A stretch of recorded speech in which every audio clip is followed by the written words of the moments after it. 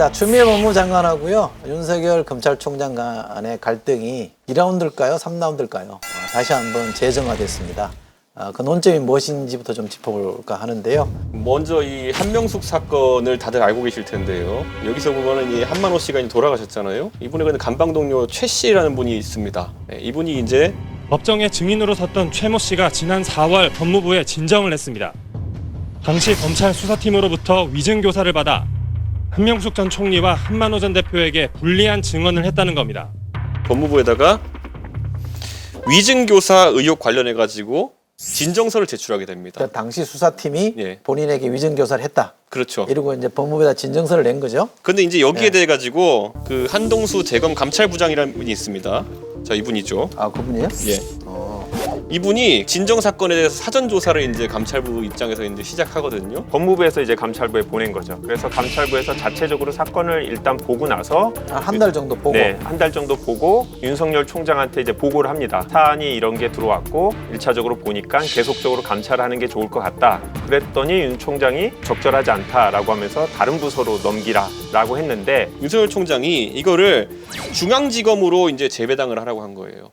인권감독관실에서 다뤄야 된다라는 취지로 이제 돌아가게 되고, 이거는 이제 왜냐하면 감찰부에서 다루게 되면은 감찰부는 사실 징계를 하는 조직이거든요. 그러니까 감찰부는 대검에 있는 거고. 그렇죠. 대검에 있고 인권감독관실은 중앙지검에 있는 거죠. 중앙지검에 있는 거고. 대검의 감찰부는 근데 판사 출신이고 이분은 검찰 조직과는 약간 거리가 있는 분이고, 그렇죠. 윤석열 총장 입장에서는 어쨌든 수사 직원에 대한 징계를 다룰 수 있는 감찰부의 권한인데 중립성이나 이런 걸 위반된다는 부분도 있고, 무엇보다도 감찰 시효가 이제 징계 시효가 지난 사건이기 때문에 이거는 수사 과정에 문제가 없었는지 살펴보는 인권감독관실로 보내라, 이렇게 이제 입장을 정한 거거든요. 네. 그런데 이제 사실 추미애 장관이 여기에 이제 또 등장을 합니다. 추미애 장관은 여기서 이제 우리가 지휘권이라고 표현하기도 좀 약간 모호합니다.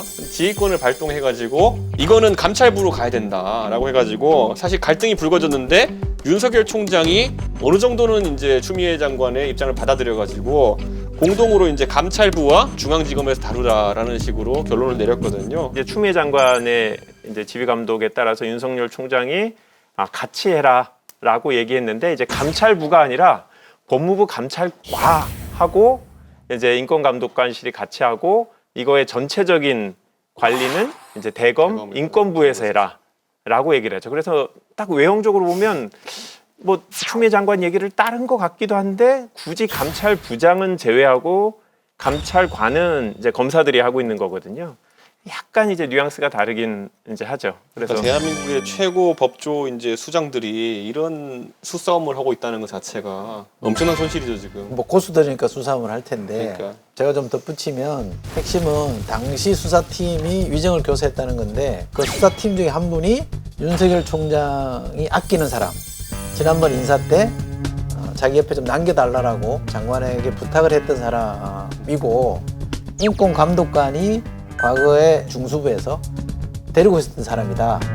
부하로 데리고 있던 사람을 보호하기 위해서 자기가 아끼는 믿을 수 있는 인권감독관에게 맡겼다.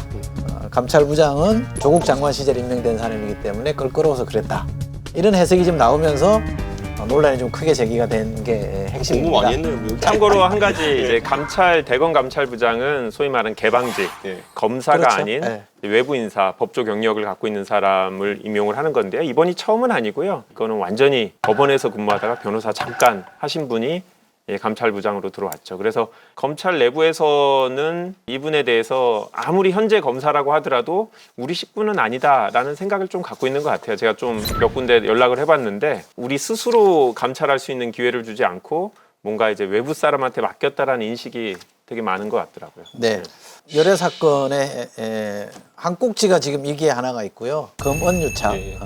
특정 언론사와 특정 검사 간에 커넥션이 작동했다라는 의혹이 제기된 게 하나 있고, 두 가지가 병합되어 있는데, 어쨌든 지금 우리가 다루는 거는 이 한명숙 전 총리 수사팀 관련된 의혹 제기된 얘기고요. 자, 그래서 두 분이 각자 이번 사건은 뭐뭐다라고 규정을 하고 좀 들어가면 좋겠는데. 네. 원래 이게 노래 가사인데 제가 이제 음은 좀 기억이 잘 안 나요. 이 사건은 정상인 듯 정상 아닌 정상 같은 상황. 추미애 윤석열 입하는 법 앞에 불평등이다. 법 앞에 불평등이다. 왜 그렇습니까? 진짜 한명숙 이름 석자가 아니었다면은 이렇게 부각될 사안인가 또는 이렇게 추미애 대 윤석열의 판이 벌어질 만한 판인가 전 그게 아니라 보기 때문에 이건 정치적으로 상당히 영향력 있고 친노의 대모라고 불리는 한명숙 총리의 건이기 때문에 이렇게 커진 것이다 라는 의구심을 감출 수가 없고요. 네.